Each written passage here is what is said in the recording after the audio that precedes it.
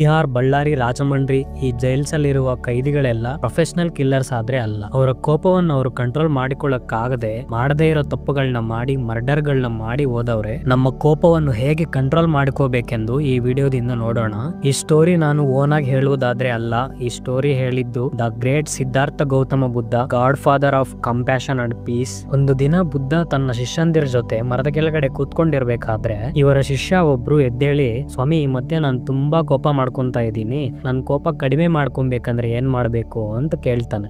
ಆಗ ಬುದ್ಧ ಅವ್ರು ಹೇಳ್ತಾರೆ, ನಾನ್ ನಿಮ್ಗೊಂದು ಒಳ್ಳೆ ಕತೆ ಹೇಳ್ತೀನಿ, ಈ ಕತೆದ ಮೂಲಕ ನೀವು ನಿಮ್ಮ ಕೋಪವನ್ನು ಕಡಿಮೆ ಮಾಡ್ಕೊಂತೀರಾ ಅಂತ ಹೇಳ್ತಾರೆ. ನಾಟ್ ಓನ್ಲಿ ಬುದ್ಧ, ನಾನ್ ಕೂಡ ನಿಮ್ಗೆ ಪ್ರಾಮಿಸ್ ಮಾಡ್ತಾ ಇದ್ದೀನಿ, ನೀವು ಈ ವಿಡಿಯೋನ ಪೇಷನ್ಸ್ ಇಂದ ಪೂರ್ತಿಯಾಗಿ ನೋಡುವುದಾದ್ರೆ ನಿಮ್ಮ ಕೋಪವನ್ನು ಪಕ್ಕ ಈ ವಿಡಿಯೋ ಮೂಲಕ ಕಡಿಮೆ ಮಾಡ್ಕೋತೀರಾ. ಯಾವುದೋ ಒಂದು ಊರಲ್ಲಿ ಜಗಳ ಮಾಡೋ ಒಂದು ಹೆಣ್ಣಿತ್ತಂತೆ. ಚಿಕ್ಕ ಚಿಕ್ಕ ವಿಷಯಗಳಿಗೂ ಗಲಾಟೆ ಮಾಡೋದೆ, ಮನೆ ಪಕ್ಕದಲ್ಲಿ ಇರುವವರ ಜೊತೆನೂ ಗಲಾಟೆನೆ, ಮನೆಯಲ್ಲಿರುವ ಮಕ್ಕಳು ಗಂಡರ ಮೇಲೆ ಕೂಡ ಗಲಾಟೆ ಮಾಡುವವಳು. ಹೀಗಿದ್ದಾಗ ಮೊದಲೆಲ್ಲ ಪ್ರೀತಿಯಾಗೇ ಇತ್ತು, ಜಾಸ್ತಿ ಆದ್ರೆ ಅಮೃತ ಕೂಡ ವಿಷವಾಯ್ತಂತೆ. ಈ ತರ ಬರ್ತಾ ಬರ್ತಾ ಈಕೆ ಕೋಪ ಕೂಡ ಟಾರ್ಚರ್ ಆಗಿ ಚೇಂಜ್ ಆಯ್ತು. ತನ್ನ ಮಕ್ಕಳು ತನ್ನ ಜೊತೆ ಪ್ರೀತಿಯಿಂದ ಇರ್ತಾ ಇದ್ದಿಲ್ಲ, ಅವರ ಗಂಡ ಆಕೆನ ಮಾತಾಡ್ಸಕ್ ಭಯ ಪಡೋನು, ಯಾರು ಇವ್ರ ಜೊತೆ ಸೇರೋವರಲ್ಲ. ಹೀಗಿದ್ದಾಗ ಒಂದು ದಿನ ಈಕೆ ಮನೆ ಹತ್ರ ಭಿಕ್ಷೆ ಬೇಡಲು ಒಬ್ಬ ಋಷಿ ಬರ್ತಾರೆ.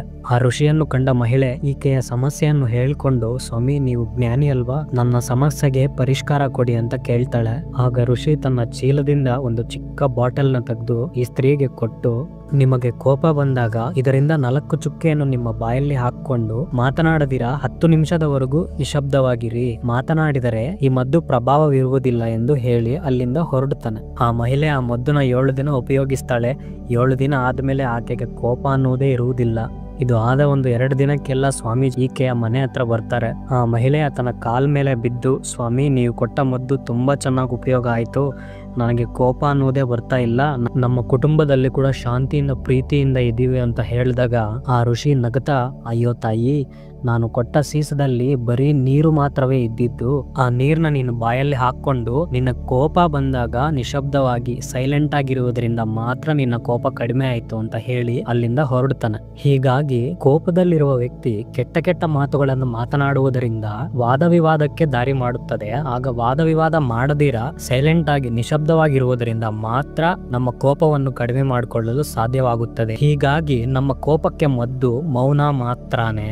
ನಾವು ನಮ್ಮ ಲೈಫ್ ಅಲ್ಲಿ ರೆಗ್ಯುಲರ್ ಆಗಿ ಕೋಪ ಮಾಡಿಕೊಳ್ಳುವುದರಿಂದ ಸೆಲ್ಫ್ ಕಂಟ್ರೋಲ್ ಅನ್ನು ಕಳ್ಕೊಂತೀವಿ. ಮನ್ಸು ಕೆಲಸ ಮಾಡೋದ್ ನಿಲ್ಸಿ ಬಾಯಿ ಮಾತಾಡೋದನ್ನ ಸ್ಟಾರ್ಟ್ ಮಾಡುತ್ತೆ. ಕೋಪದಲ್ಲಿ ಕೆಟ್ಟ ಕೆಟ್ಟ ಮಾತುಗಳನ್ನು ಮಾತನಾಡುವುದರಿಂದ ಆ ಮನುಷ್ಯ ದೂರ ಆದ್ಮೇಲೆ ಪಶ್ಚಾತ್ತಾಪ ಪಡ್ತೀವಿ. ಕೋಪದಲ್ಲಿ ಅಪೋನೆಂಟ್ ನ ಮೆಂಟಲ್ ಟಾರ್ಚರ್ ಅಲ್ದಿರಾ ಆರ್ಗ್ಯೂ ಮಾಡ್ಕೊಂಡು ಫಿಸಿಕಲ್ ಟಾರ್ಚರ್ ಮಾಡೋ ಅವಕಾಶ ಕೂಡ ಇದೆ. ಫಿಸಿಕಲ್ ಟಾರ್ಚರ್ ಮಾಡೋಕು ಮುಂಚೆ ನಮ್ಮ ದೇಶ ಒಂದು ಕಾನ್ಸ್ಟಿಟ್ಯೂಷನ್, ಒಂದು ಲಾ ಮೇಲೆ ನಡೀತಾ ಇದೆ ಅನ್ನೋದು ನೆನಪಿರ್ಲಿ. ಕೋಪ ಸ್ವಲ್ಪ ಕ್ಷಣಗಳು ಮಾತ್ರ ಅಷ್ಟೇ. ಆ ಕ್ಷಣಗಳಲ್ಲಿ ಮೌನವಾಗಿರುವುದರಿಂದ ಬರೋ ಎಷ್ಟೋ ಗಲಾಟೆಯಿಂದ ಆಚೆ ಬೀಳ್ತೀವಿ, ಅಲ್ಲದೆ ಶಾಂತಿಯುತವಾದ ಜೀವಿತವನ್ನು ಸಹ ಸಾಧಿಸಬಹುದು. ಜೈಲಿನಲ್ಲಿರೋರೆಲ್ಲ ರೆಗ್ಯುಲರ್ ಆಗಿ ಕೋಪ ಮಾಡ್ಕೊಂಡು ಮರ್ಡರ್ಸ್ ಮಾಡಿ ಹೋದವರಲ್ಲ.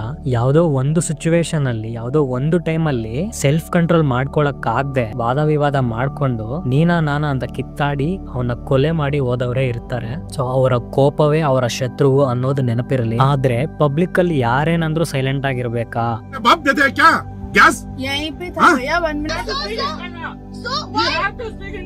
ಅವ್ನ ಅಲ್ಕ ಮಾತ್ ಬೈತಿದ್ರು ಸೈಲೆಂಟ್ ಆಗಿರ್ಬೇಕಾ ಅಂದ್ರೆ we are living in 2025. Just ನಿಮ್ ಹತ್ರ ಇರೋ ಫೋನ್ ನ ತೆಗೆದು ವಿಡಿಯೋ ರೆಕಾರ್ಡ್, ಆಡಿಯೋ ರೆಕಾರ್ಡ್ ಮಾಡ್ಬೇಕಾದ್ರೆ ಅವ್ನ್ ಬಂದು ನಿಮ್ಮ ಫೋನ್ ಕಿತ್ಕೊಂಡು ಅದನ್ನ ಡಿಲೀಟ್ ಮಾಡೋದಾಗ್ಲಿ ಒಡೆದಾಕೋದಾಗ್ಲಿ ಮಾಡಿದ್ರೆ ಯಾವ ಅಪ್ಲಿಕೇಬಲ್ ಆಗುತ್ತಾ ಗೊತ್ತಾ ನಿಮ್ಗೆ? Indian penal code IPC section 427 ಪ್ರಕಾರ that could be consider as A mischief. 2 ವರ್ಷ ಜೈಲ್ ಶಿಕ್ಷೆ ಬಿಡೋ ಅವಕಾಶ ಕೂಡ ಇದೆ. ಪಬ್ಲಿಕ್ ಅಲ್ಲಿ ಗಟ್ಟಿಯಾಗಿ ಮಾತಾಡ್ಬೇಕಂದ್ರು, ಒಬ್ಬ ಲೀಡರ್ ಆಗಿರ್ಬೇಕಂದ್ರು ತಿಳ್ಕೊಂಡ್ ಮಾತಾಡಿ. ಇದನ್ನ ಕೇಳಿ ಬಿಡೋದಲ್ಲ, ಪಾಲಿಸಿದವನೇ ಜ್ಞಾನಿ. ಇಂತಹ ಜ್ಞಾನಿಗಳು ಮಾತ್ರ ನಮ್ಮ ಹತ್ರ ಇರ್ಬೇಕು ಅನ್ಕೊಂತ ಇದೀವಿ. ನನ್ ಜೊತೆ ನೀವು, ನಿಮ್ ಜೊತೆ ನಾನು. To conquer our life with us, do subscribe and join us in Instagram. ಈ ತರ ಇಂಪಾರ್ಟೆಂಟ್ ಲಾಸ್ ಆಗ್ಲಿ, ಲೈಫ್ ಲೆಸನ್ಸ್ ಆಗ್ಲಿ ಮುಂದೆ ತುಂಬಾ ವಿಡಿಯೋಸ್ ಬರ್ತಿದೆ, ಡೋಂಟ್ ಮಿಸ್. ಹಾಗೆ ದಯವಿಟ್ಟು ಈ ವಿಡಿಯೋನ ಟೀನೇಜರ್ಸ್ ಜೊತೆ ಶೇರ್ ಮಾಡಿ. ಈ 16-17 ಏಜ್ ಅಲ್ಲೇ ಅವ್ರು ಒಳ್ಳೆ ದಾರಿಯಲ್ಲಿ ಹೋಗ್ಬೇಕಂದ್ರು, ಕೆಟ್ಟ ದಾರಿಯಲ್ಲಿ ಹೋಗ್ಬೇಕಂದ್ರು ಈ ಏಜ್ ಅಲ್ಲೇ. ಸೊ ಇಂದಿನ ಮಕ್ಕಳೇ ಮುಂದಿನ ಪ್ರಜೆಗಳು. Respect them and teach them.